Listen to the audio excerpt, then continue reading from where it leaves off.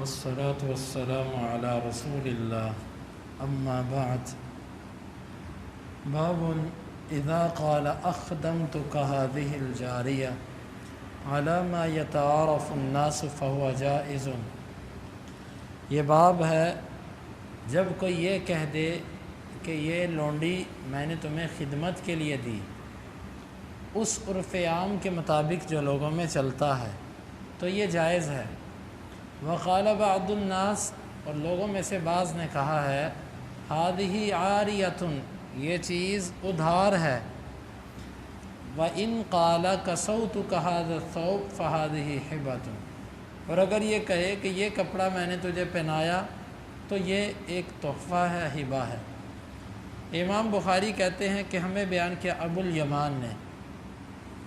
وہ کہتے ہیں ہمیں خبر دی شعیب نے، وہ کہتے ہیں ہمیں بیان کیا ابو الزناد نے اعرج سے، وہ ابو ہریرہ رضی اللہ عنہ سے،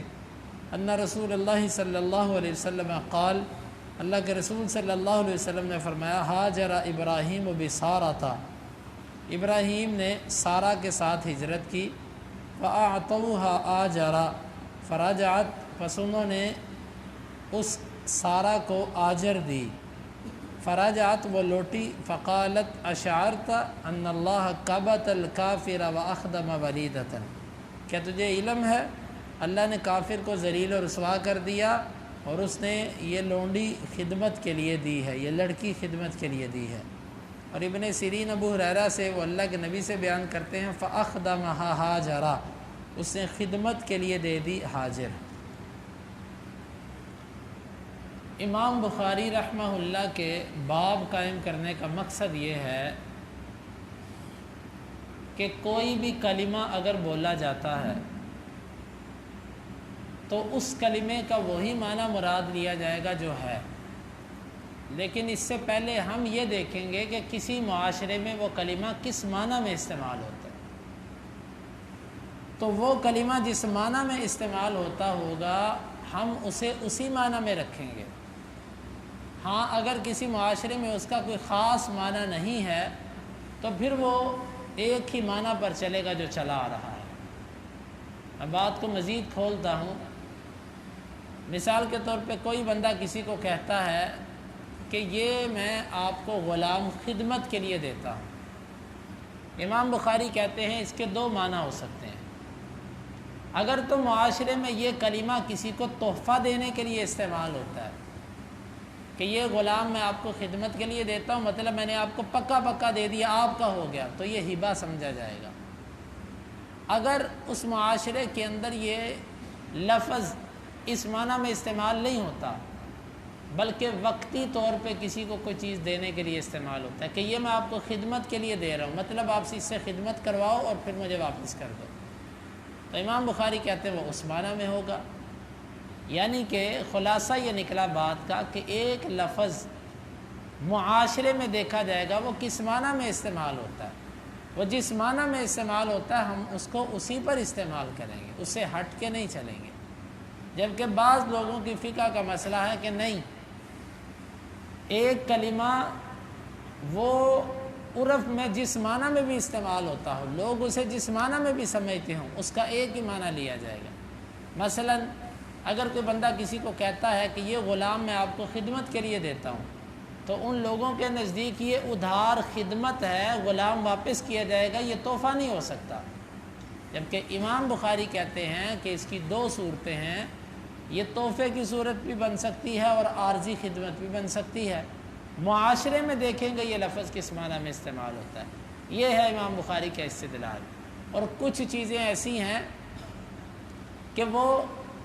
اسی معنی میں استعمال ہوتی ہیں، مثلا آپ کسی کو کپڑا دیتے ہوئے کہتے ہیں یہ لباس میں آپ کو پہنا رہا ہوں، تو اس کا صاف مطلب ہے لباس پہنانے کا مطلب تحفہ ہوتا ہے، کیونکہ کپڑے عام طور پر قابل واپسی نہیں ہوتے، لیکن غلام اور ایسی چیز جو قیمتی ہوتی ہے یہ قابل واپسی ہوتی ہے اکثر۔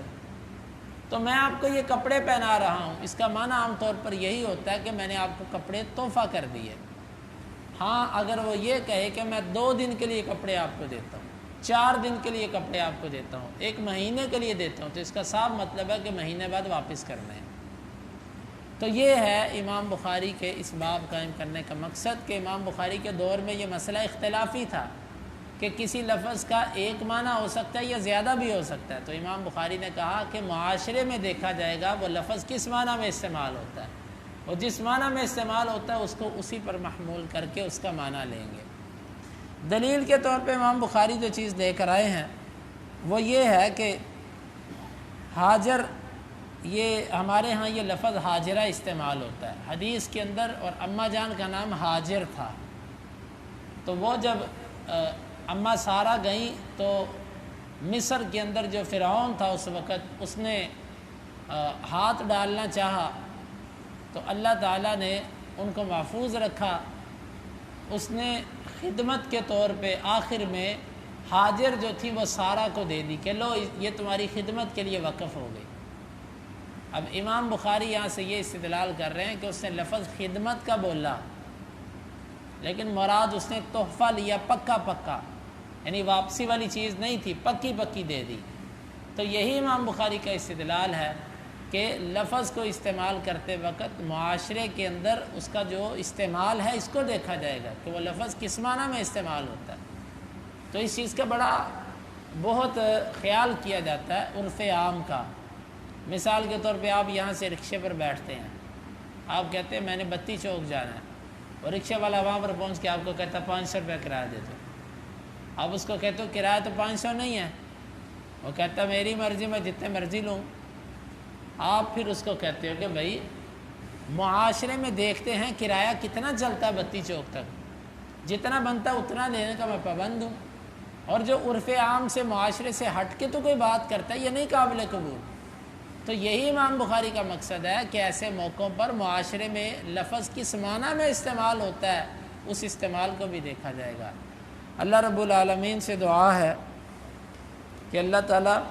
ان مسائل میں حق بات سمجھنے کی اور اس پر عمل کی توفیق عطا فرمائے۔ اللہم انفعنا بما علمتنا وعلمنا ما ينفعنا وزدنا علما وآخر دعوانا ان الحمد للہ رب العالمین۔ حدیث نمبر 2635۔